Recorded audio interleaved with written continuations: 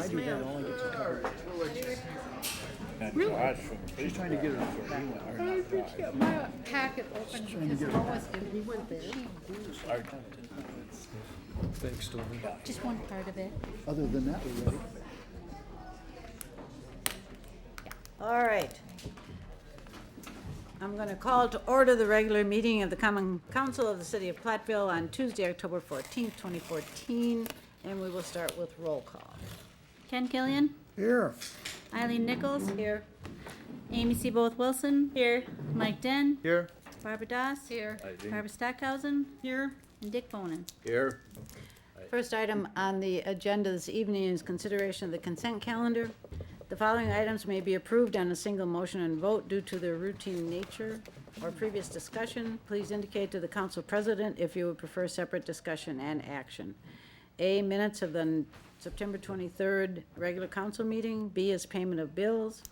C, financial report for September. D, appointments to boards and commissions, and tonight the appointments are to the Airport Commission, William Closter, and that will be a reappointment, and then Jason Klovning for the other position. Also in your packet, licenses, 1-year and 2-year operators licenses are in there, and also for the taxi operator. Is there a motion? I so moved to accept. Is there a second? Second. We have a motion and a second, and we'll vote. Killian, Yes. Nichols, Yes. Seaboth Wilson. Yes. Den, Yes. Doss. Yes. Stockhausen. Yes. Bonin. Yes. Motion carries. Citizens' comments, observations, and petitions. We're going to start this evening with an announcement relative to the Platteville Area Industrial Development Corporation.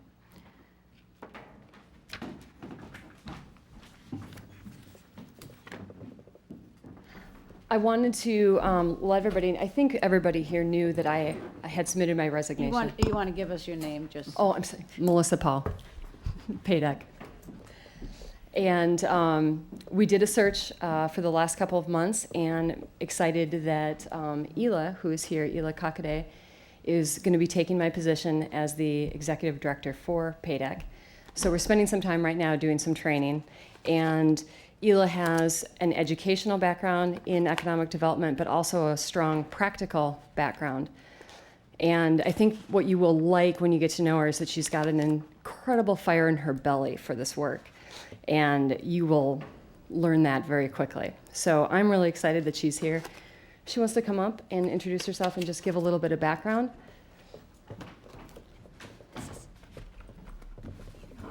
Good evening. My name is Ela Kakade, and I'm originally from Ohio, and I did go to school at Ohio State University in urban regional planning, so please don't hold it against me. I was a Buckeye, but I'd much rather be a Badger than a Nut.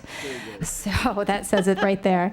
My background is in economic development. I worked at the Ohio Department of Development doing small business development, and then I was a Peace Corps volunteer in Ecuador in the Amazon jungle, and I worked with women's groups and microfinance to get their products on the internet, as well as work with multiple communities.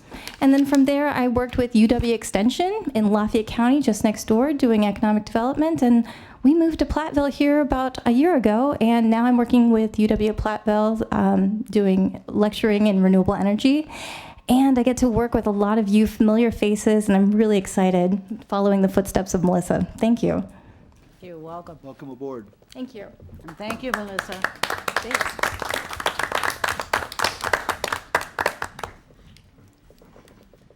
Next on the agenda, reports which are in your packet. They include committee reports, Museum Board, Stockhausen, Nothing to report. Commission on Aging, Bonin, Nothing to report. Police and Fire Commission, Den, Nothing to add. Redevelopment Authority Board, Dawes. Nothing to add about the Redevelopment Authority, but as a member of the Airport Commission, I would like to thank those people who came out yesterday for our wild and wet ribbon cutting. As a layperson, I like to say that we built a hangar development or a hangar subdivision. Actually, what has happened, our taxi lanes have been put in so that hangars can be built.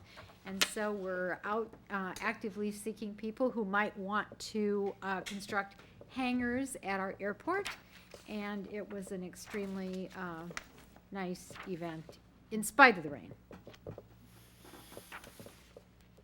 Other reports are included in your packet, the airport financial report for September, water and sewer department financial report for September, and department progress reports. Are there any questions on any of those reports?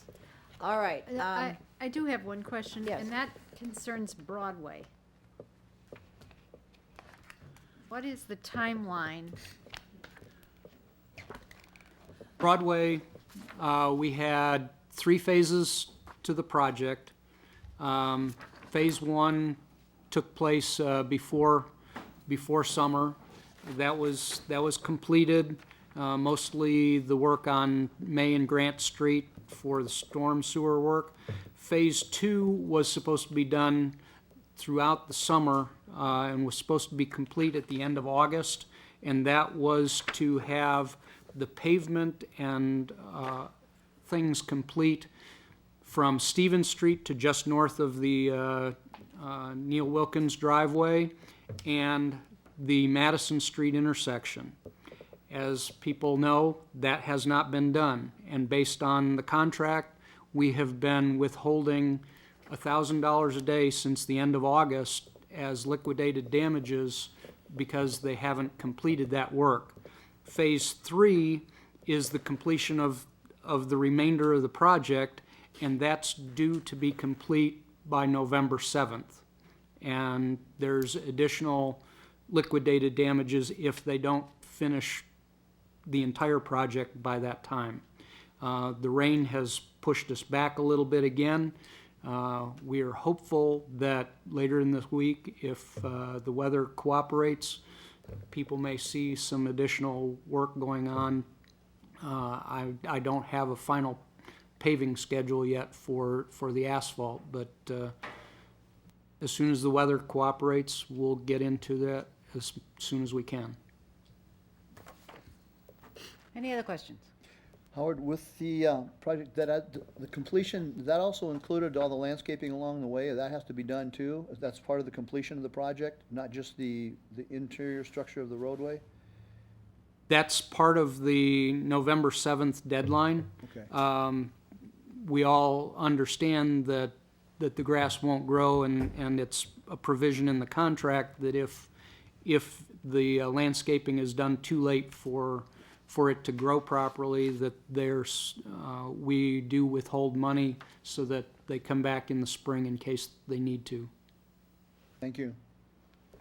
Any other questions? All right, and with your indulgence, I need to back up here a minute because we do have one person who had asked to speak under citizens' comments. The other one is for an action item that we have, or information item that we have later. But Stone Cottage, Arlene Sis had asked to speak on that.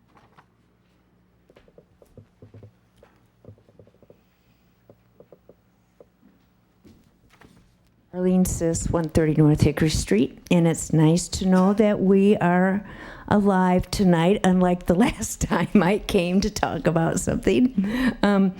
The Mitchell Roundtree Stone Cottage is going to have a dinner on October 24th, 2004, and it is going to be a pasty dinner, and we would like to invite people to come and participate. We are going to have a speaker talking about the Stone Cottage and its history, and I think it's going to be very interesting. And it is a fundraiser for the Stone Cottage. We're trying to do some things and bring it more into being better at taking some care of the things in the Stone Cottage to cut down on some of our heating bills and cooling bills, and so that's our one of the reasons why we're having this dinner. So we're hoping also that it becomes an annual thing. So if anybody is interested, they can contact me at my phone number is 348-9229, or just stop by and see me. Thank you. Thank you. Next on the action items, ordinance 1416, repealing and recreating section 3803, speed limits on Business Highway 151. Don't know which staff is. Larry, you trying to talk about this, or?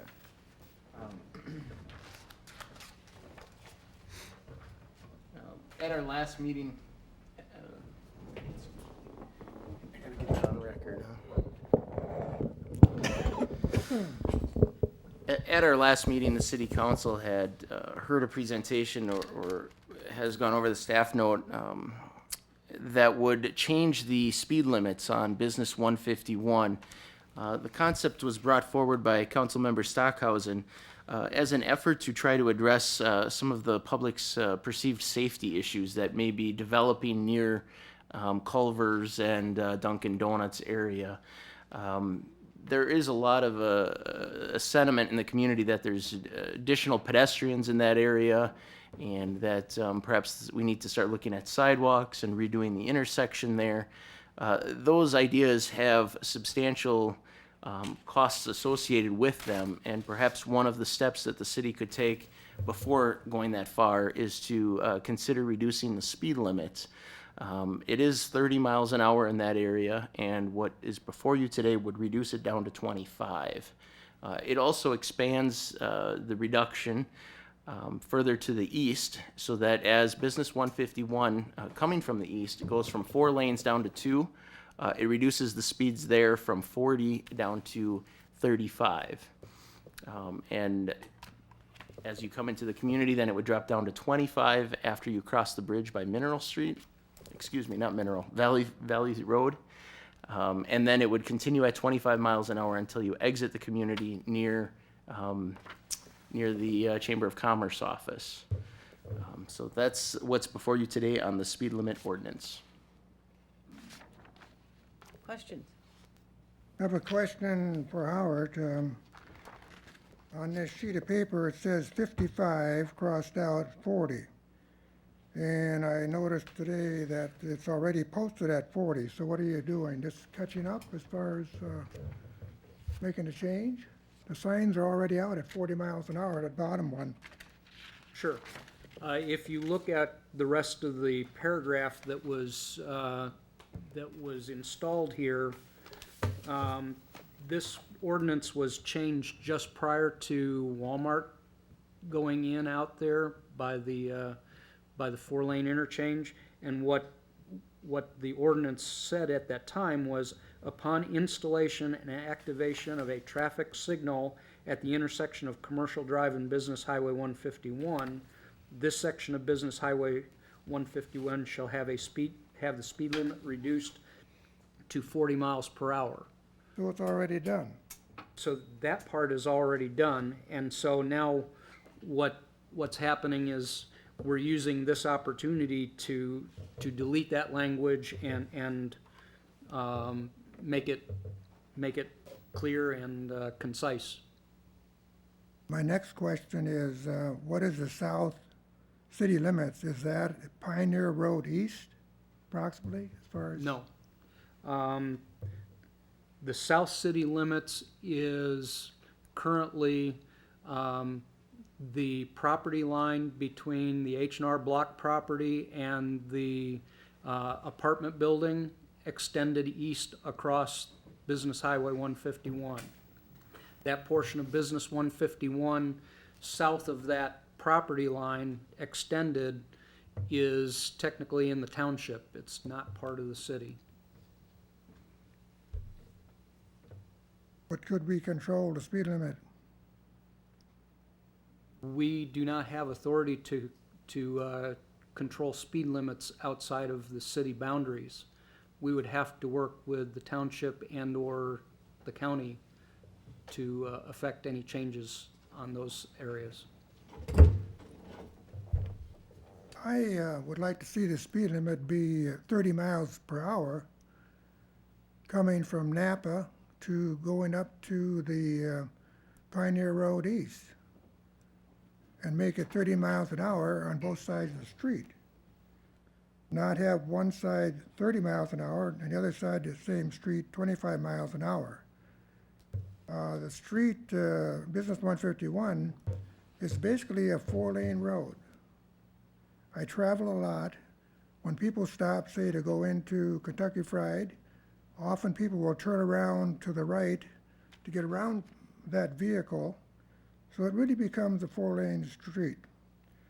So I don't think it's a good idea to have different speed limits, one that's 30 on one side and 25 miles an hour on the other side. So I'm just proposing having one speed limit, 30 miles an hour. Also, I don't think it's a good idea to encourage pedestrian traffic when we don't have marked crosswalks. I think that is asking for trouble. That if you encourage the pedestrian traffic, I think you're going to lead to more hazards. These businesses are not set up to be pedestrian friendly. They're set up as far as to bring in vehicles. So that to encourage pedestrian traffic by changing the speed limit is not a good idea. Also, I find that since I live on South Court, I find that encouraging people to use the establishments that have the sale of alcohol, it leads to people coming up Court Street. And some of those people coming up have had too much to drink, so that we have had situations in the past of 2 break-ins, mailboxes being stolen, mailboxes being damaged, cars keyed, items stolen from cars. So I do not like to see an encouragement of pedestrian traffic in my area. So are you asking then that we leave it at 30 miles per hour? 30 miles per hour both sides. And then the heck with the pedestrians? I'd like to see it slow down to 25 and worry about them pedestrians, because they're gonna be there no matter what. They are now. They walk from across the street to wherever they're going, even though there is a bridge with a walkway underneath it that they don't probably use. But I'm in disagreement in what you're saying, Ken. I'm sorry. Well, I disagree with you too. I don't think it's a good idea. Well, I want to comment too. I brought this up because I've walked, in fact, I did it yesterday, from Pioneer Ford home, and it's either going north and taking East Mineral or going south to Water Street, and either way you're hitting lights. And crossing at the Water Street, I literally dragged my dog right through the whole intersection, doing it just right, squared. And I wanted to ask Howard please, are those lights there for the pedestrians also monitored? Down here, the lights at the corner of Water Street and East, and Highway 151? There are no provisions on the traffic signals themselves for pedestrians at any of the intersections on Business 151, any of the signal intersections. However, the computer that controls the intersection has the capacity to control those signals if we had signals and the wires and Right, all the rest of it there. We wouldn't have to replace the computer. We would just reprogram it at that point, and we would reprogram the intersection. It's the same box that we use for the ones that are in the downtown that do have the pedestrian crossings. Well, a decision has to be made, and I still support reducing the speed limits. I see students, usually students or young people, still coming down Water Street and turning onto Business 151 to go to those restaurants. And I don't know, it's just the numbers are gonna keep growing that use that. And then the fact that I received information from a number of people who walk that people do take the right turn to go around traffic that's making a left turn into those restaurants. And I was told by our police chief that that's not designed that way, but people can legally move to the right to go around traffic. So I still encourage that 25-mile-an-hour change, at least for the near future. and study it. I am gonna, I guess along with Howard, try to approach the county to see if we can reduce the speed limit from the bridge north, or south, pardon me, south on Highway D. Because the truck traffic going up that hill is pushing 50 to 60 miles an hour in a 40-mile-an-hour speed limit, and very dangerous. I see it every day. People trying to make the curb there, coming onto Chestnut, and so that's our next step. Once we make a decision about the city property, then I want to approach the county and the township. Wouldn't it also help just to enforce those speed limits and start ticketing people? That usually takes care of the speed problems. When we don't enforce it, then obviously people are gonna continue to do that. Even if we lower the speed limit there, and people maybe aren't gonna go quite 40 or 50 there, but they still probably speed through there. So why don't we work at looking at enforcement also? Actually, a related note, how difficult, and maybe this is a question for Doug, first I should say, I agree that we have a pedestrian problem in this region, and I think we need to do something about it. But part of my thought process on this is how difficult will it be to enforce these new speed limits? That road tends to encourage people to drive relatively quickly because it's a wide and flat road. What would it take, and how much of a burden would this be on your staff? It wouldn't be solely an enforcement issue, it'll be an education issue to get the word out. True. But like Mike Den's saying, increased police presence, I think, could be part of that education process. I mean, it'll be a learning curve. Can you work in partnership with the county? If they're agreeable to be in the area. Where are you sitting with this change it to 25 mile an hour between the two Roundtree bridges? I see both sides of the issue. There is increased pedestrian traffic in the area. I don't know if solely a reduction in speed will solve that or not. Increase the safety issue or not. One thing we also have to take into consideration that if you do choose to reduce the speed, you're also going to increase the congestion and the backing up of traffic on those lights. You're going to back those up because you're not going to have the traffic flow at the speeds that we have now. So it's going to be harder to get out of those places, along Business 151, because the traffic will be extended farther, and you're going to have a lot more people in line for that light to change. And you're also, you'll be backed up clear past Dollar General. Prime example is at the top of Main Street, we can be backed up clear to OE Gray School if somebody's making a turn off that one straightaway. You can be backed up for 2 lights before you ever get through there. So these are just things to also take into consideration. Just reducing speed doesn't always do everything you might want it to. Other comments? Getting back to Barb's comments about speed by her place, one of the other reasons that I have for taking it down to 30 is that it's a noise factor. Trucks going up that hill, motorcycles going up the hill, it's very, very noisy to the neighborhood. And so taking speed down to 30 would reduce that noise factor in the neighborhood.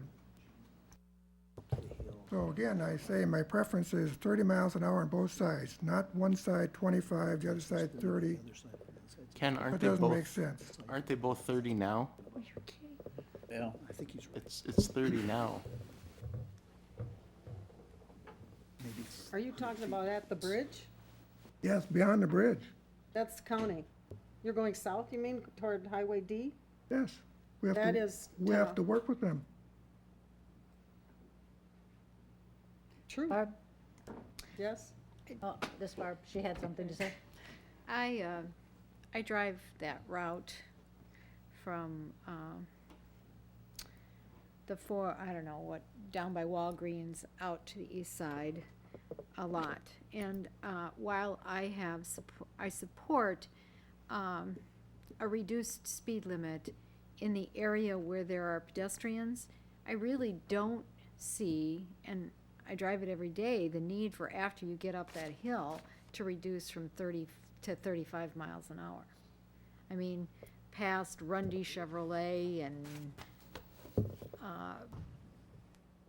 High Pro and the bowling alley, and I mean, that traffic flows really good now, and I'm fearful that by changing the speed there, that there would be other issues created. I can certainly see the need for a reduced speed in those areas where there are restaurants around the motels and people are crossing for donuts. And actually, to me, one of the most dangerous places in town is, and one of the places that I actually fear hitting someone, is people coming up out of the Country Inn and Suites and crossing the road in the middle of the road to Walgreens.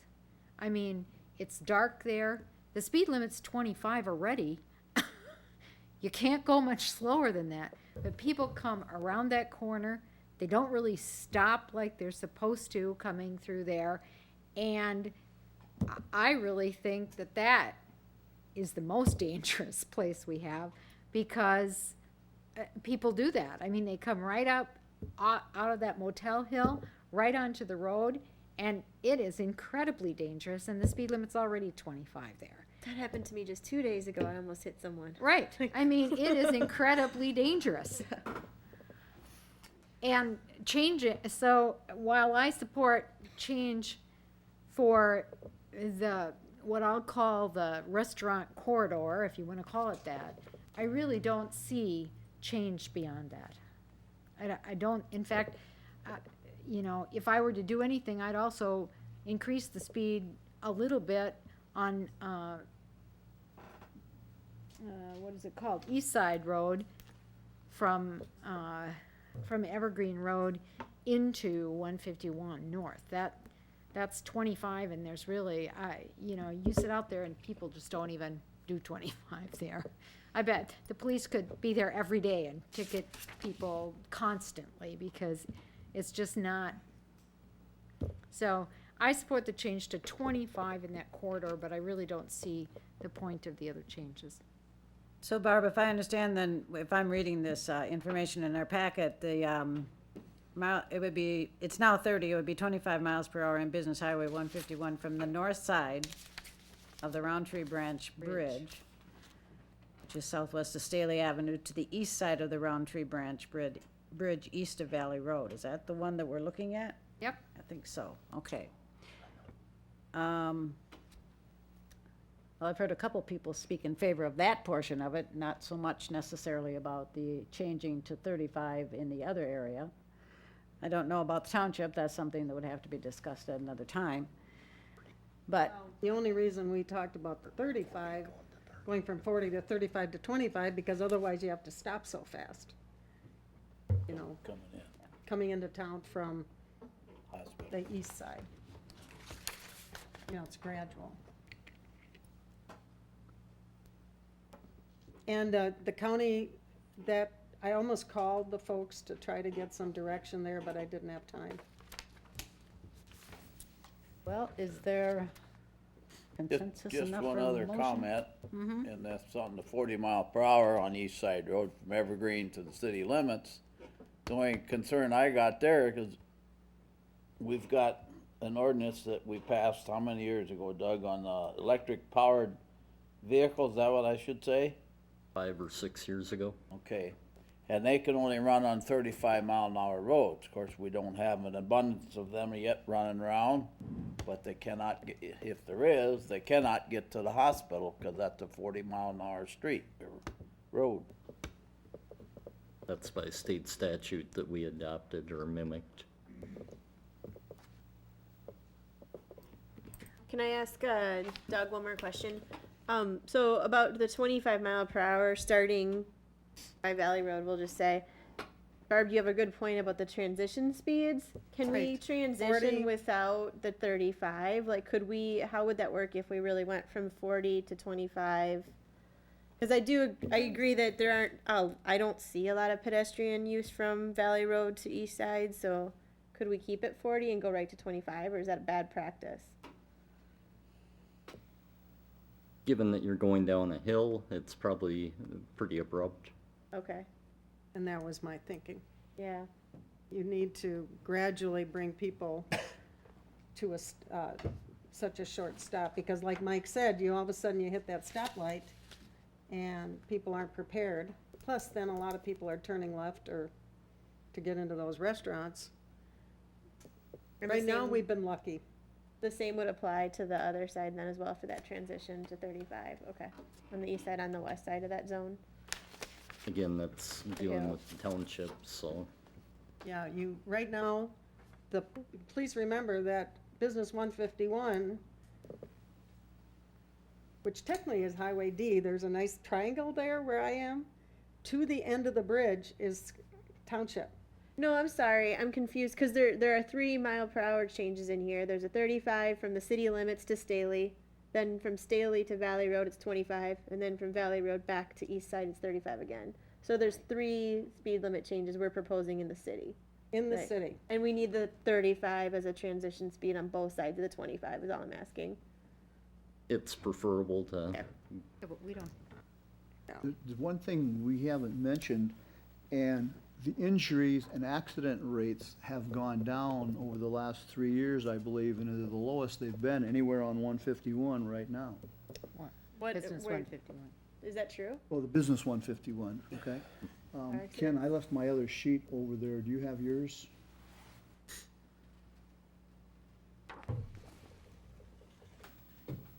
Just read it out loud so everybody can hear it. It was 11 Okay. last Go year, up. and 3 this year. On Highway Business shall I read this? Sure, go Okay. ahead. For Highway Business 151, in 2012, there were 10 injury accidents, 56 property accidents, for a total of 66 accidents on Highway Business 151. 2013, there were 11 injuries, 67 property accidents, for a total of 78. 2014, we've had 3 accidents with injury, 37 property accidents, for a total of 40. So it That's hasn't part- increased, it's gone down. Well, that's a part of a year. It's hard to compare with partial data. That's true, but we don't have much left in the year. But there's a considerable difference. We'd have to have a whole lot if you wanted to get above this or equal to. And I also don't know that 3 years is, sorry, Mike, I'm just gonna, 3 years isn't a lot of data. We should look at it over 5 or 10. And also, I think there's other things going Do on you with have the, that data over that long time, Doug? yeah, we would. I don't have it tonight. The Oh, I know you DOT wouldn't have has it tonight, it. but I just wondered if that was available. But there's all kinds of other factors too, like the universities increased so much that we've got compounding variables that would make it really difficult to look at that, because the university's population increased a lot in the past 4 or 5 years. But But that doesn't necessarily I, mean they're better drivers. I'd like to make a motion to pedestrians. table this issue and to seek some information, we talked about, if we reduce the speed limit within the city to 25 and the south of town, if the speed limit is still 40, then we have other issues. So I'd like to make a motion to table and direct staff to work with either the county or the township, whoever has control of that speed between the city, south city limits and out toward D south to Dubuque, so that when we do this, it's a more consistent. I would also like staff to look at perhaps a step-down speed on east of the Valley Road Bridge, I guess that's what the bridge is, down by Culver's, east of there, maybe to start stepping down the speed of traffic at the top of that hill, so that the light blinks up there and says, now you need to slow down before you go down the hill. I did see today that that's kind of in the middle of the hill, which doesn't really give you a whole lot of, with the inertia to go down. So I move to table. I'll Can I- second the motion. Oh, We have can a we make motion and a second? Can I It's- add something to that, or is it too it's late? non-debatable, so. Okay. We'll vote. So are we tabling with the whole The whole- dialogue? Okay. It's gonna be Killian? brought back. Yes, to be brought back when staff has the information for us. Yes. Right. We'll vote. That's good. Killian? Yes. Nichols? Yes. Seaboth Wilson? No. Den? Yes. Doss? Yes. Stackhausen? Yes. Bonin? No. Motion carries. I have a suggestion, and that is to make the road in the form of a map and put the present speed limits along the road and suggested speed limits along the road, instead of having to read this information here on the paper. That's a great idea. Picture is worth 1,000 words. I agree, Ken. May I ask something or make a suggestion? What I would really like actually is we all agree there's a pedestrian problem, I think. I would love it if staff could come back with a couple recommendations to how to solve the pedestrian problem, maybe beyond even a speed limit change. So what would be the best case scenario, even if it's financially impossible at this moment? Or, $500,000 or well, so? I'd like to hear the staff come back with the recommendations. I think we've had this discussion before, but I think that just means that we can put it once more in writing so that council members can look at it. And I think that's a good idea. I would be all for people crossing the road if there were designated places to cross. There aren't, so I don't want to see encouragement. Okay, moving on. Next item, Grant County Highway Construction Aids. Howard. Thank you. This is a standard item that happens every year. We put $2,000 in escrow, and we request that the Grant County matches that, and after our projects are complete, we get the entire $4,000. So I recommend approval of the petition to ask for the $2,000 escrow. There a motion? I move to approve. Second. I have a motion and a second. We'll vote. Killian? Yes. Nichols? Yes. Seaboth Wilson? Yes. Den? Yes. Doss? Yes. Stackhausen? Yes. Bonin? Yes. Motion carries. Go to information and discussion. The first item is the proposed 2015-2019 garbage and recycling contract. Howard? Yes, thank you. We've been doing a 5-year refuse and recycling contract with Faraday Incorporated for quite a number of years. I have on my sheet here a list of, with Platteville and 4 other local communities, who they contract with, what their 2014 price is. Our 2015 price is what's recommended in the contract, and I have the corresponding 2014 and 15 prices for the other communities. And then I have some additional data on what specific things those communities may or may not do. Some of the things that are changed in this is, in the past, the city has had 2 separate billings under our single contract. One for the residential properties, the single and duplex family properties, and then a separate billing for all of our city properties, city hall, water plant, street department, things like that. When staff looked at it, we said, let's see if we can roll that cost into the existing cost of household garbage contract. I note that many of the surrounding communities already do that. What we figured out was that the equivalent charge for city properties was 21 cents for garbage recycling per household per month. So what that would do is I total that up. That's a total of $9.55 per household per month, and then we negotiated a 3% increase for inflation to get to $9.83 per household per month for garbage and recycling. One of the Our standard contract includes consumer price index adjustments for future years in the contract. The other thing that would be different in this contract is that staff negotiated with Faraday to see if they could collect from the downtown garbage cans, the ones on Main Street, Second Street, things like that.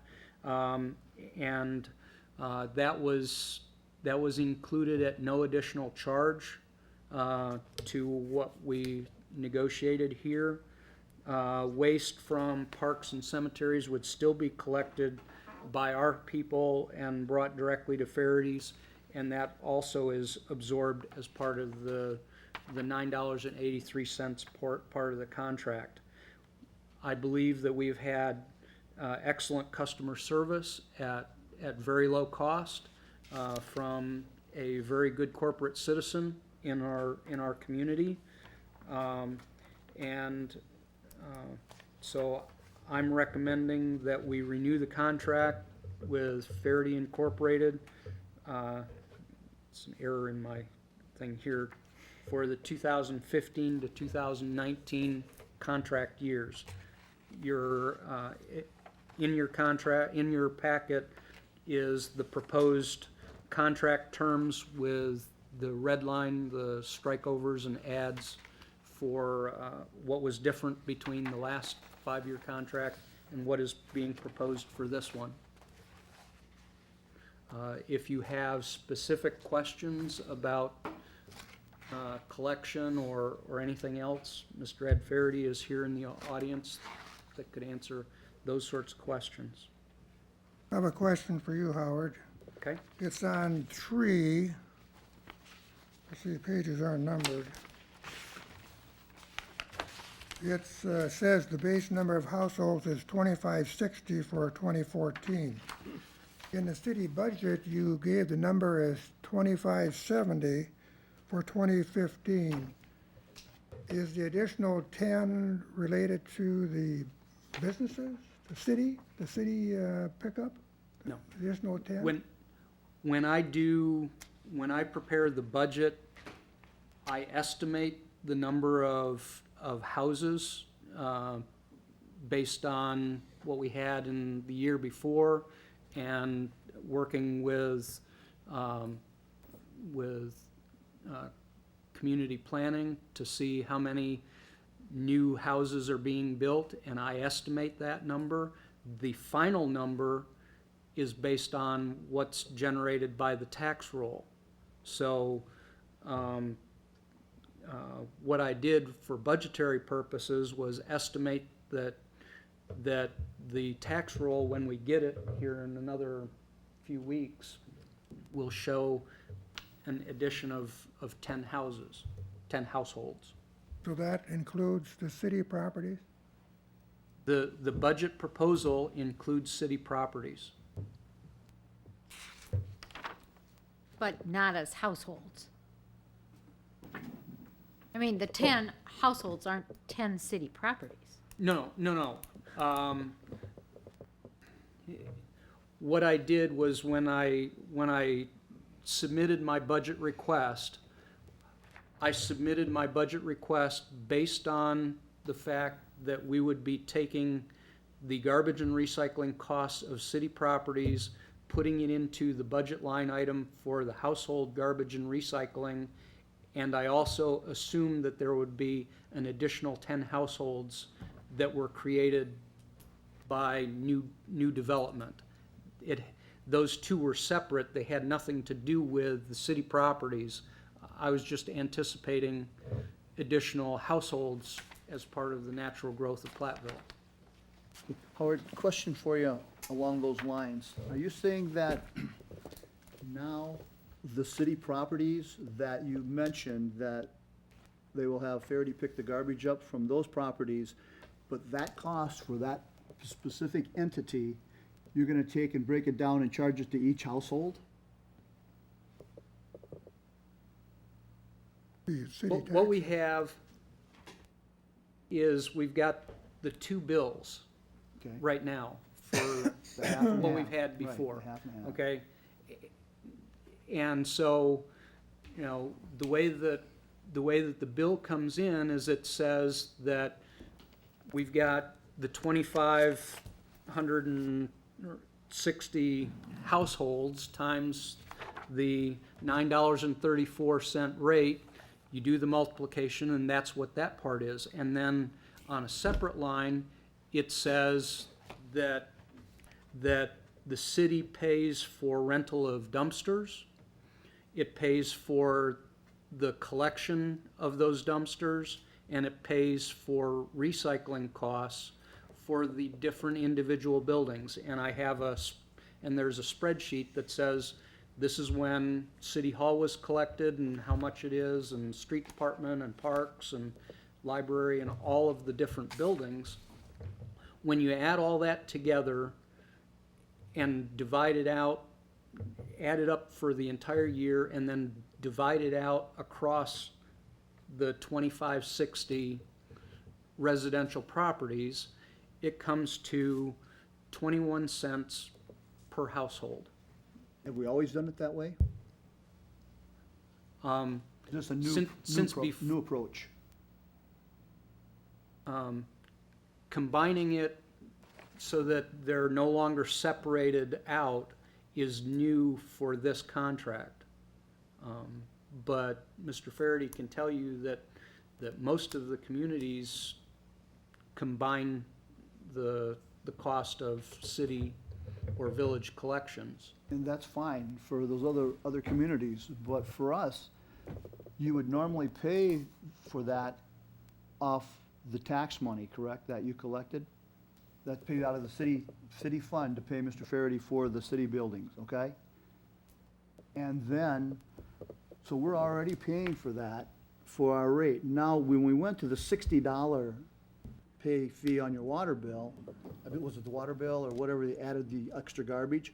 Now, all of a sudden, the tax rate didn't change. We didn't get a break because we already have the garbage contracts built in, and that was built in your taxes. When you paid your taxes, that was part of your garbage collection bill. It's take the money out of that. That was paid for in there. Now we pay that $60 up front. That's another charge, but you didn't reduce it from our taxes that you charged us. So we paid for the garbage through our taxes, and then we paid an extra $60 to pay for our garbage pickup, because you didn't reduce that money out of there. So we're actually paying more for garbage pickup than we really need to based on our old system, just because we want to go to the new system. Now you've added 21 cents more per household. I guess the way I look at it, it's taxes either way. You're gonna pay them. Just to clarify, the $60 that are on people's tax bills, that can't go up. There's a state law against increasing that. So if if the concept is this 21 cents is gonna make a difference on people's tax bill fee, it won't make a difference. It can't change that $60. Okay, that $60, we did not have that charge for Right. long. That was All a of sudden you decision just made by added past it city on. council. Okay, they just all of a sudden added it on, okay? That was done a year ago, 2 years ago. Probably something like that, Larry.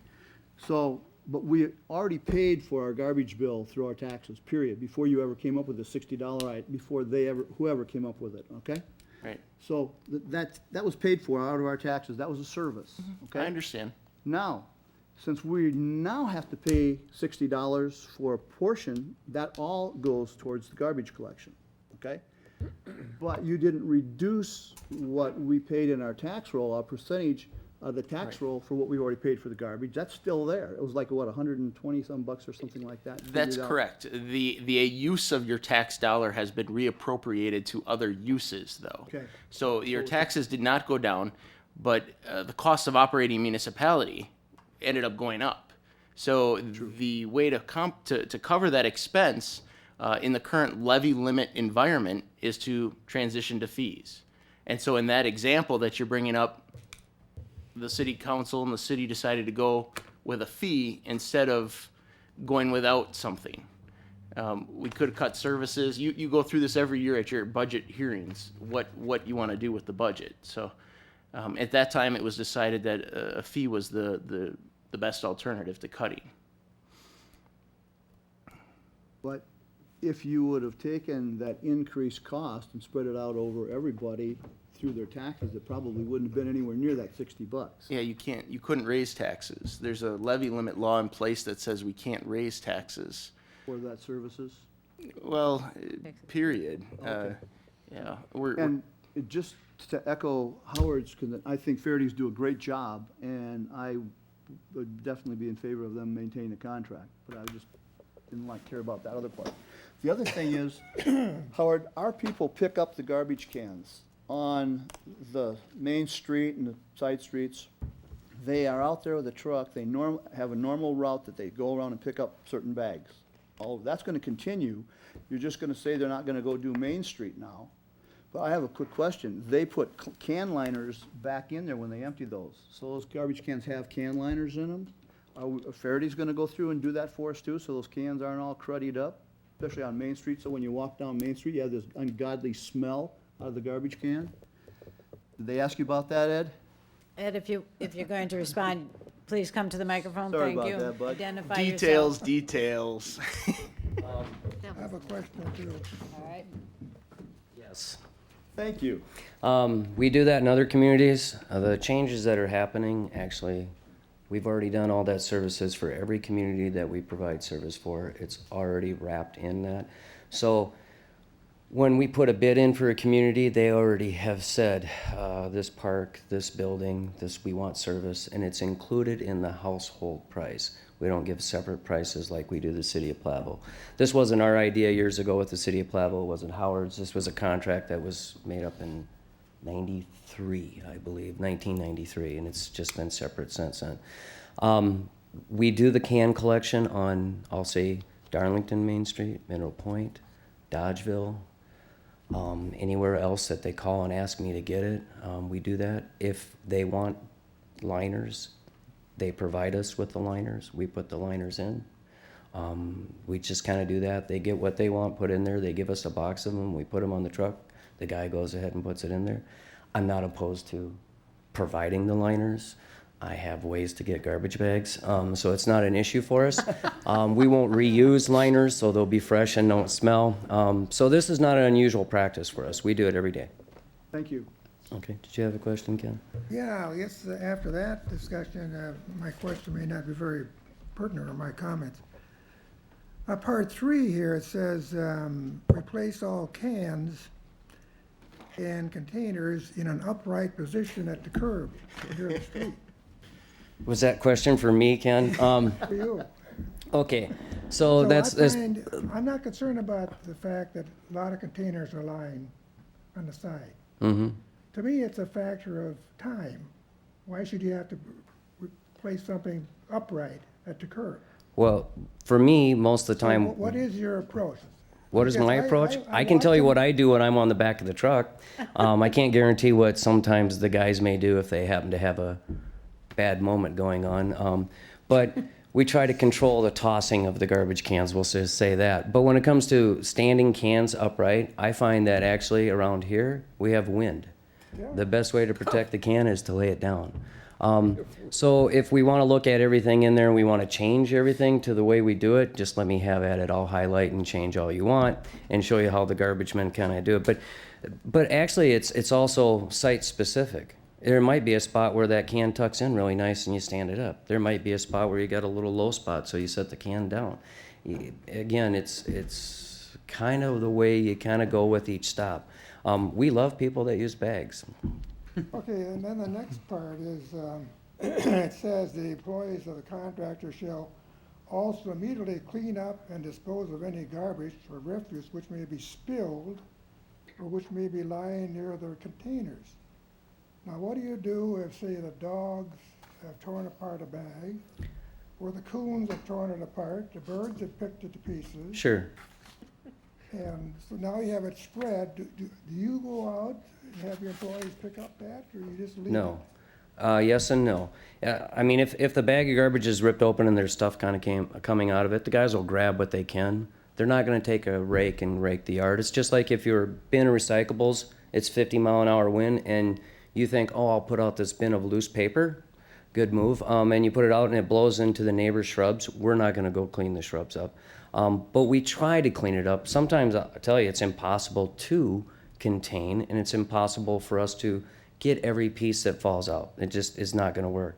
But for the most part, I hope anyway, that my guys are cleaning up after themselves. If they run the back of the truck and it squishes garbage out, we pick it up. You know, if a dog rips a bag up and pulls it all over the street, no, we don't. We try to get the majority of it, but we're not gonna run around the block trying to get every piece. I have a question too. Go ahead. Okay, may I ask? Okay. Ed, question for you. Okay. What percentage of our waste stream do you think is recycled on average in Platteville? Oh, Howard, what is our percentage up to? Do we know? We are pound-wise for the city of Platteville. It's hard to give a percentage because if you're gonna take household waste and then you got construction waste and you got, a lot of different waste streams that come in it. But the reports for the state require us to be 106 point some pounds per person in a municipality this size. And we're at 120 to 130, if I remember right. I think we might even be higher than that, but I think I want to say 130, maybe 134, 134 or something like that. So in regards to how's that rank in the state, we're not the bottom, we're not the top. Top is Fitchburg, it always will be. They're green. But we do a pretty good job. Can we do better? Oh yeah. I had a group of Darlington kids up for a tour today, and we went into the transfer station, and one of the students said, "Look at all the pop bottles and cans and cardboard that are still in the garbage." Yeah, I know. And that's just laziness is all that is, but we try to encourage people to do it. But I would tell you that as far as recycling goes, percentage-wise, if you add in yard waste, we would be probably close to at least 60% or more diversion rate of what used to go to the landfill. Comparison would be that it used to take us 5 days to pick up Platteville. We got 3 garbage truck loads a day, and now we get about 4. So we were at 15 garbage truck loads a week for the city of Platteville. Now we get 4 maybe for the week, 4.5 type of thing. So pretty substantial. So my next question on that note then is, if we can get our recycling rate higher, theoretically, it would cost us less. Because it costs less to recycle than to landfill. It does. I mean, there's always a cost for recycling, but the cost is less than what it is to throw away waste. So the fewer miles I have to transport my product, whether it's garbage or recyclables, it is going to be actually controlling my costs. So what I could tell you is, if everybody recycled more, would I walk in and go, "Oh boy, here, you know what? I'm lowering your price to $6." I'm going to tell you it's not going to happen. But would I contact Howard and say, "We don't need a raise this year? The garbage went down 10%, the recycling went up 10%." Oh yeah, we could offset raises at least and some cost associated with it. But we're never going to. I'm not a nonprofit yet, and then no plans to be that. So it will lower increases in future, but it won't take that cost and throw it away. Then can I make one last comment on this note? I just want to do a public service announcement since we're on TV. I hope that everybody in Platteville knows by now that we're single stream recycling, meaning any recycled item goes in the same bin. Yep. I don't know if you want to address that at all. No sorting, no separating, toss it all in. You don't, we just talked about paper blowing all over. You don't have to bag your paper, but if you don't, your neighbor may not like you. If you have a way that you go, "Geez, this bin is too small," get a garbage can and write recycling on it, or get a symbol on it, or bag it in a bag that we know is recyclables, and we'll pick that up. Any way that you can do it that we know that it's recyclable, and what's easier for you actually works better because then we get more. And we have extra recycling bins at City Hall that people can purchase, so if they want to put out more than one. That being said, Ed, I'd like to ask the question of the council, being you're up there. How many of you would be interested in taking a tour of the recycling facility in Madison that he delivers to? I spoke with him the other day about it, and we could probably get the senior bus, or whatever, if it's enough. And Ed would be going, probably with us, Yep. doing the tour. I guess he got self-designated, or I mean, appointed by his friend up there. The facility we take it to, Pelletary Waste, always is open for us to bring tour groups up, but his one condition is that I have to give the tour. So yeah, I would love to have you guys come up if you want to come up and see the facility. It's a pretty awesome setup. It's got all sorts of machinery and different sorters and things like that take the recyclables that we collect. And what really looks like a pile of, literally, it's waste, so we'll call it waste, that sits in our building that we load into a semi and take up, comes out the other end as a separated, marketable recyclable. When I talked about the liners, I just meant for downtown, when people would be walking by the cans, or our neighbors, or people come Sure. visiting Platteville, and if you didn't use liners, pretty soon it would be. Yeah, and we do that, Mike, City of Mineral Point's a good example. They want bags in their cans, so they give us a box of bags, and we weekly, when we pick it up, pull the bag out, put a new one in. Thank you. Any other questions? I want to thank you for all the pickup of trash, debris from our properties as far as the tornado is concerned. Oh, well. I gave you another barrel today. You know, And there's actually, it was more- incredible what the community did. We didn't really do all that much. We provided a service that we provide all the time. The volunteers and everybody else, really, it was amazing how quickly that all came together. So I was pretty impressed. And I was actually really glad to be part But of it. I know there's more. Yeah, When the leaves fall, I'll see it. yep. May I ask one more question? Actually, I just thought of it. I believe we all received letters from the Girl Scouts a few months ago asking, or at least some of us did, asking if we could provide recycling at city parks, at least in the summer. And actually, this is a good moment to bring that up and see if that's something that maybe we could include in this contract if we added a recycling bin, at least one to each park or something. Do you want my personal opinion of it? I don't Okay. My personal opinion is multi-user facilities or areas are really tough. We know this from the university. And I would be leery of the park of what we would get in those cans. But that doesn't mean that we don't try it, because we know that we've used the same thing at UWP and it's worked out. So you can do that, but again, it's like the speed limit, it's education. So we really have to do a lot of education and signage at the park if we're gonna try to do that. But I'd be more than happy to help, but we're gonna have to have some big signage that says recyclable only. Otherwise, somebody's gonna put the dead cat or whatever they find out. Well, we found worse things than that in our recyclables. So, you know what I mean? Because that's what they do. They grab it and they just toss and don't look, so. Okay. Better than on the grass, I guess. All right, thank you very much, All right, Ed. thanks. Any other questions for Howard about this? Otherwise, this will be on next time for action. So if you have questions, certainly contact city staff as well. Next is land and development agreement at 25 East Main Street. Joe. Yes, property at 25 East Main Street is for sale. The potential purchaser of that property, Walt Properties, has submitted a request to the Redevelopment Authority for financial assistance to help with remodeling, reconstruction of that building. Basically, there's two parts to what they'd like to do if they buy the building. Exterior improvements is the main part. That's the property that has the scaffolding in front of it. They've got some issues with the front facade due to lack of flashing and some tuck pointing that should have been done a long time ago, and some other issues.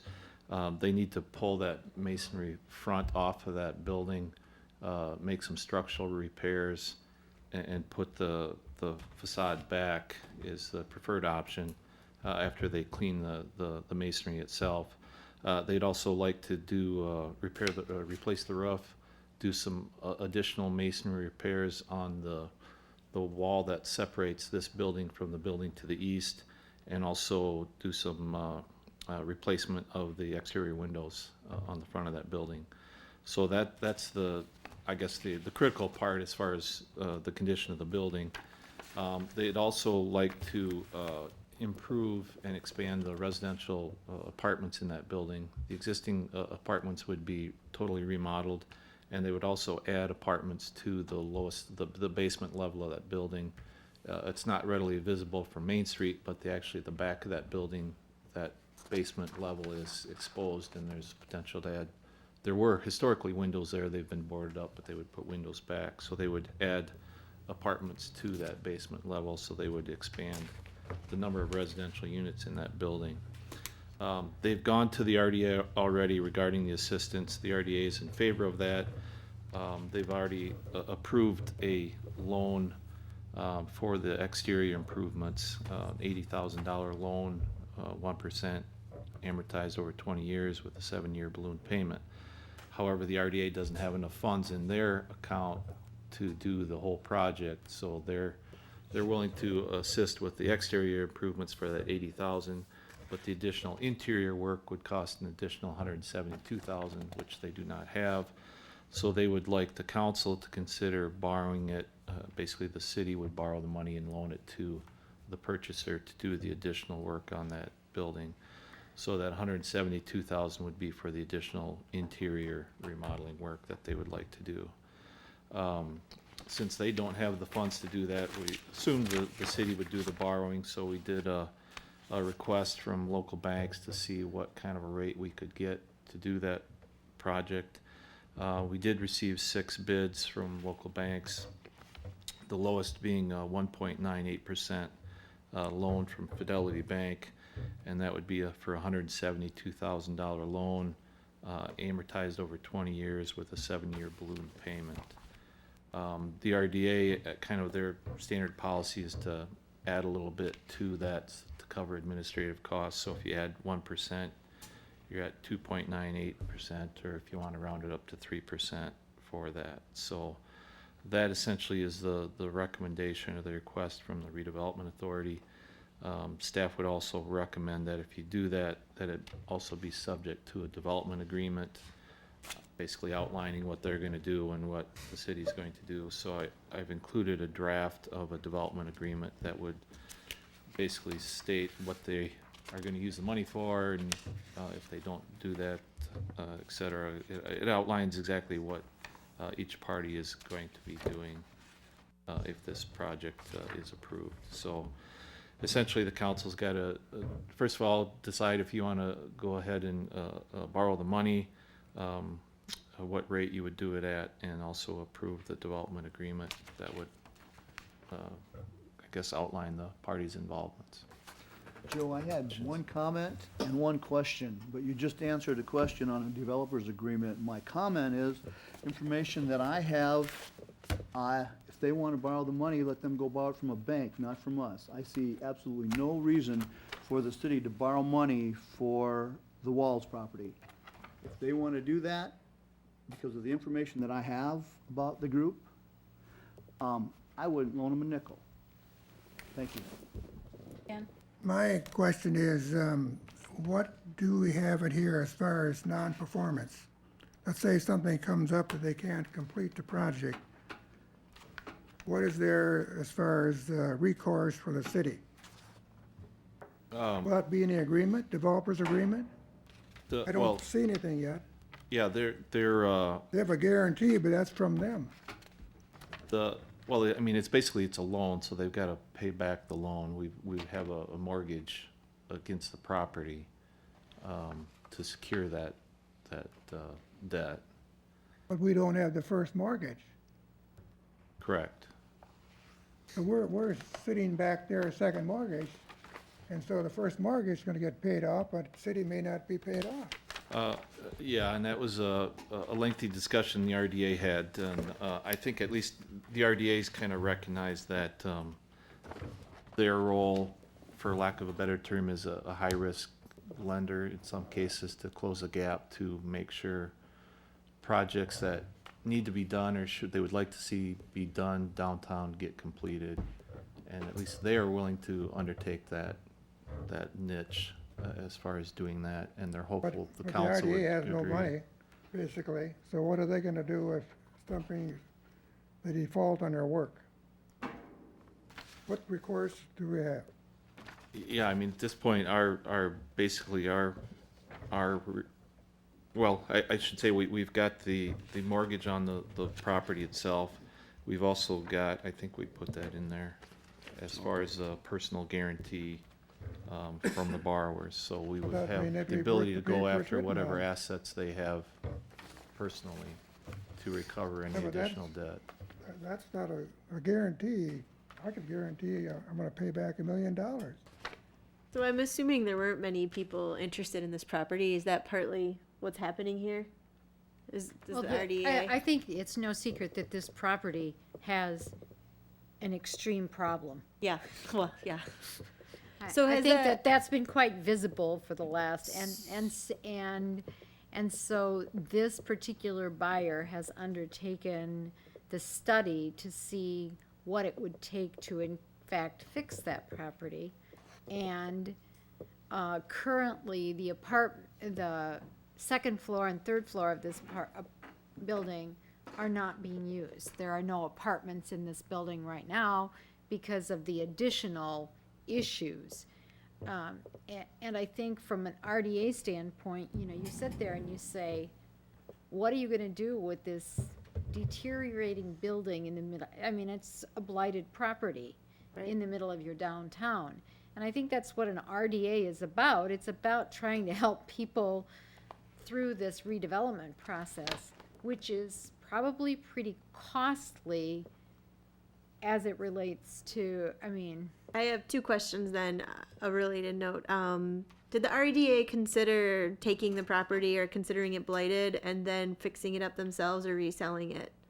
Did that conversation come up at all? Because I believe that might be an opportunity. I mean, I'm not saying we should do it, but that's something the city could do, I believe. Oh, I believe, yes, I suspect the RDA could purchase this property, but. You can take it as a blighted property possibly even. The city really doesn't do takings. Yeah. Okay, I Yeah, just we wanted to put already it out went there through that if that. that property doesn't get fixed, it is a problem for the city and. Exactly. And that the property owner that currently owns it is the one that needs to be fixing it theoretically. Theoretically. Do the walls own that now, or are they No. still waiting on? No, The they don't. property is for sale, but they do not currently own it. Then how come we can't make the present owner fix it? Monetary issues, maybe? Well, looks like we're looking at that with a new owner. I believe there is an order for it to be repaired before winter or stabilized. Stabilized. Joe, what recourse do we have if all of a sudden, 25 months later, that building is still there, if they own it and they haven't touched it yet, which is past track record, okay? That's a proven track record. Well, then it'd be a legal action. I don't know exactly. Are you talking about you've Process. already loaned the money? Yeah, if for some reason they get this loan, and we're looking at 25, I'll just use 25 months, because I know about a 22-month issue, okay? And they haven't done a thing to it yet, and it's still sitting there, still falling down. What recourse do we have, since we're also gonna be on the hook for the money? Yeah, I haven't been involved too much on the nuts and bolts of this. The normal situation is when loans are made for specific improvements, that the loan is doled out in installments and as work is done and invoices are delivered. I don't know if that's the plan for this. Okay. Well, that would make some more sense than just give them the money. Joe, we've done that routinely, don't we? It does make reference to the developers shall provide the RDA documentary evidence showing the improvements have been made, et cetera. I mean, we can verify if that's the language we want to have, but that's kind of a standard agreement we've had for other loan projects downtown. So we do have the right to have a developer's agreement that is an enforceable agreement for penalties if things aren't done on a timely fashion. I guess the word penalty is probably maybe not the wrong issue, a monetary, well, let's say penalties. If they don't follow the timetable that they set up in the developer's agreement, then we can issue a monetary charge to them. Well, again, I haven't been involved in the nuts and bolts of this. There have been instances where money was loaned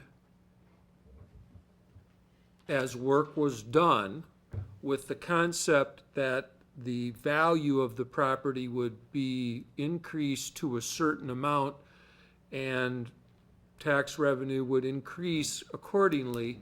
And if that goal wasn't obtained, then there was some provision for them to pay the difference, so to speak, between what would have been paid if the goal had been reached in general taxes and the taxes that they actually paid with the lesser value achieved. I don't know if that's part of this or not. Okay, thank you. I think the easiest way around this particular one is tell them to go to a bank and borrow the money if they want the building. We don't need to borrow it for them. Maybe they want us to borrow it for them because they can't. Be a good question to find out. So I don't think we should go out on a limb and borrow money for somebody that maybe can't borrow it on their own. I don't think that there's a credibility there. I would worry about us even ever being paid back. Thank you. We do have one person who's asked to speak. Jack? I have a question too yet when you're Okay. done. Go ahead and ask your question while Jack is coming up to the Well, my microphone. question is, I think you referred to it, can we have a situation that's, well, first of all, are they gonna be given the money up front, both loans? Well, 80,000, 172, is that correct? Will they get that money up front? I guess that would be a question that you would want to make Or a could we decision on, have so a we could put that in situation the of agreement. We could do it either way. We could Pay just as give you them the go. loan, If or they- we If they could, accomplish something, show the bills, we pay them. that would be an option as well. Okay. I prefer that. Platteville Journal could keep us posted on that. What's this? Platteville Journal. Platteville Journal? Yes. Okay, we have someone to speak on the topic? Man on the street, man on the spot. My name is Jack Ludke. I'm the Executive Director for the Main Street Program at 20 South 4th Street. And we have been involved in some of the discussions on this particular piece of property. And as was pointed out, this is a very blighted building.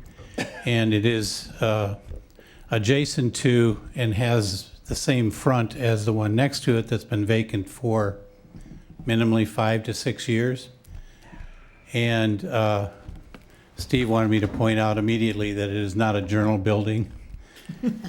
So I will do that for you, Steve. The real question here is, and I think you're addressing it properly, is that the city needs some assurance that the money is spent and that the building is remodeled on a timetable that's agreed to in a developer's agreement, and that the work is actually done. To increase the value of that building and to bring it into the tax rolls to reflect that increase in the valuation of the building. The other question that was raised is one that I don't know that has really been asked of the proposed developer, and that is the one that Alderman Den raises, and have them go to a bank.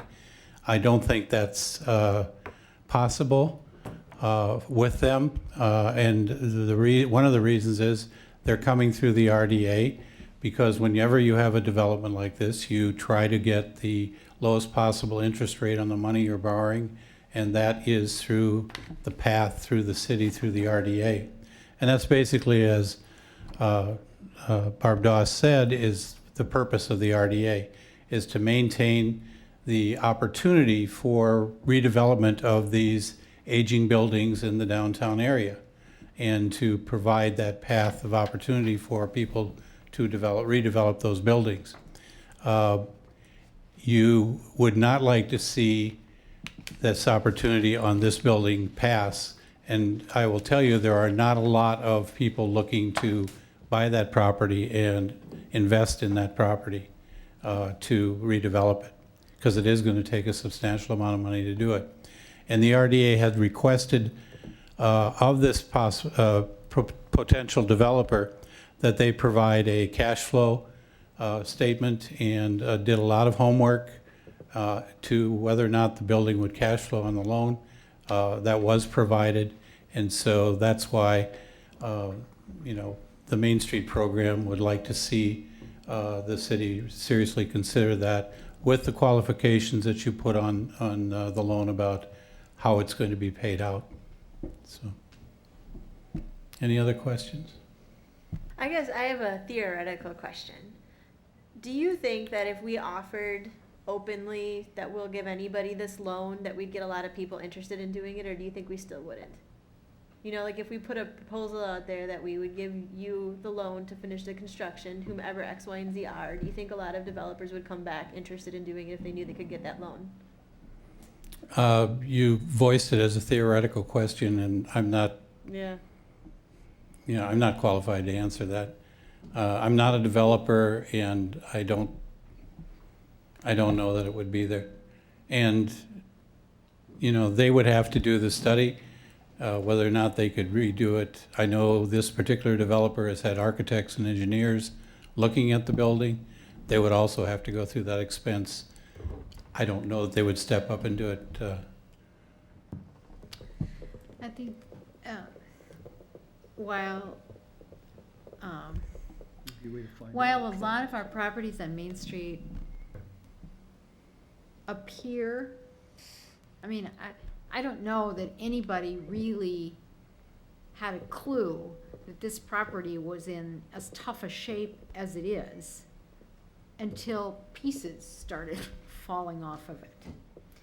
And then, I think the initial thought was, well, we just have to kind of go back up there and glue those on and then when somebody got up there, it became real evident that over time there was separation and there's a steel beam that needs to be replaced. But from the sidewalk, looking at that, you really don't know that. And I think that some of these problems, the RDA is really about risk in a lot of ways. Because whoever has this property, when they start to redevelop it, they may find a lot of other things They probably will. that are not, so that's why I know that there have been architects and engineers through this building to even see if, and I don't know, Amy, if somebody else would step up or not. Yeah, exactly. Easy It's a way to do it. hypothetical, I know. Let's put it out before we borrow money for these people. We don't own the building, so We could ask the gentleman that does own it. All right. Anything else? Otherwise, we're going to move on to the next I item. just have a comment. I am for the project. I'm just wanting to make sure that the city is going to get their money's worth and the building is completed. All right. Anything else? Thank you, Jack. Next item is the Kallenbach Development Agreements. We have 6 of them in our packet. Joe? Yes, the council had previously selected the, proposal for each of those properties, and when you did that, you approved them with the condition that they submit the offer to purchase documents and also subject to a development agreement. We have received the signed offer to purchase documents for 6 of those properties, so we now can review and approve a development agreement regarding those properties. So I've included a draft agreement for each of those 6 properties. The other 6, by the way, I hope are on the way for the next council meeting.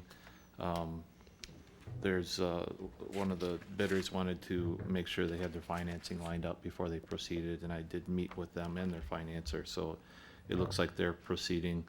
One of the other ones is unfortunately one that is subject to the appeal of Leonard Kallenbach, and I think there's some concern on the part of that bidder, so I'm hoping to get an answer this week if they're going to proceed or not. But otherwise, we look pretty good on 11 of the 12. But as far as the development agreement, we have, the basic development agreement for all the properties is essentially the same. It says, this is what you're going to do with your property based on the proposals that they submitted. as far as what they're gonna pay for it, what they're gonna do to the property. And if they did include it in their proposal, what they're gonna increase the value of the property to. If they did not include that, a number in their proposal, I took the current number from the assessor's files and added 10%, just to come up with a number. The agreements outline basically what the city's obligations are, which in this case is basically we're gonna pay the back taxes. It's prorated for this year based on when it's closed, and the delinquent water and sewer bills.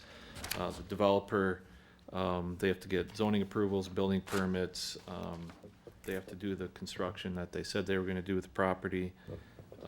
They have, the development agreement includes a timeline on when they're gonna do that. It is a little bit different for each one of those.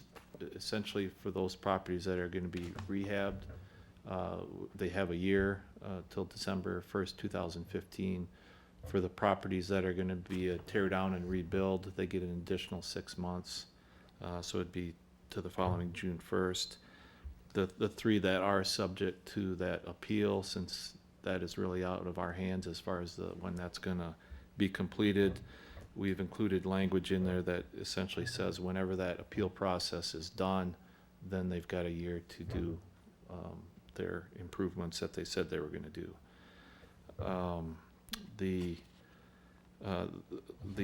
agreements do include a non-performance penalty that basically if they do not increase the property to the value that they said they were gonna increase it to, they would make a performance penalty to a payment to the city.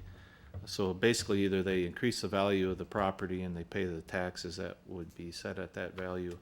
If they're less than that, then they make a penalty payment that comes up with essentially the same amount of money. So that's in the agreement. There's requirements as far as maintaining the property while it's in the property owner's hands as far as maintenance and so forth. So that's all consistent with each agreement. So we just modified them as needed for each proposal. So I would encourage you to look those over, and if you have any questions, comments, et cetera, let us know.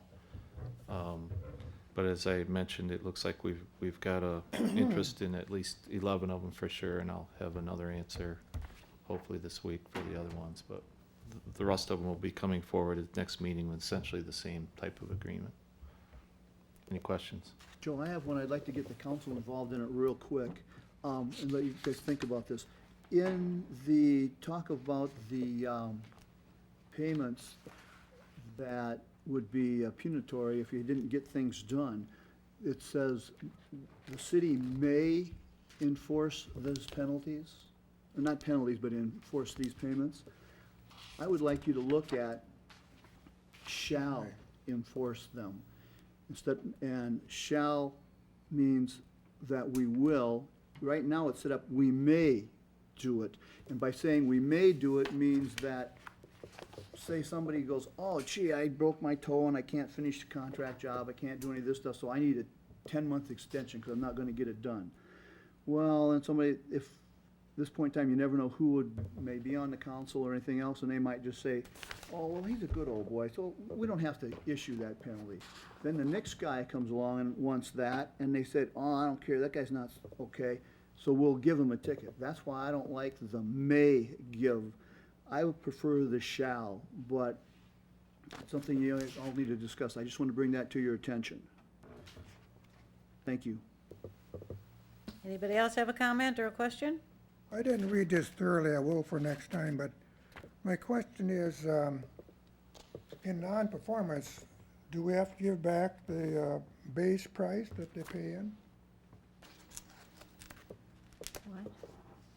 I don't understand the question. Does who have to give Well, it for back? example, on the first one, the base purchase price, $25,000.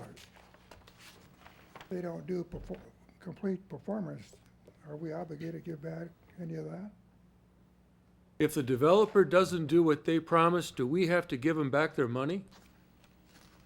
Yes. No. But, It's like, you know, I mean, am I misunderstanding the question? no, that's the question. any other questions? I do have a question. some of these were, I mean, a developer can't come in now and say, you know, I said I wanted to demolish it, but now the more I look at it, I decided I wasn't gonna. I'd like to change that. That can't happen, right? Well, no, I think at that point, if they decided to go with a different proposal, we would say, well, then we would have to take it back to the committee and go back to the list and Go back to the IB. probably come back with a different proposal. So you either do what you said you did, or you give up the right to purchase the property to do what you said you were going to do. Right, Okay. right.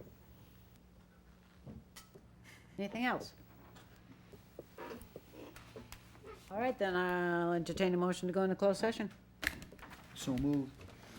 I have to read that You have one. to read that. You should probably read it. Okay, let me find it. You got it out? You read it. I do. You got it? Mike is saying he moves to go into closed session per Wisconsin statute 1985, parent 1, parent C, considering employment, promotion, compensation, or performance evaluation data of any public employee over which the governmental body has jurisdiction or exercises responsibility, specifically city manager evaluation and employment contract. For a second. Second, I can second it. We'll vote. yes. Killian, Yes. Nichols, Yes. Seabolt Wilson, Yes. Den. Yes. Doss, Yes. Stackhausen, Yes. Bonin. Yes. Motion carries. You want a 5-minute break? You bet. All right. We should have gotten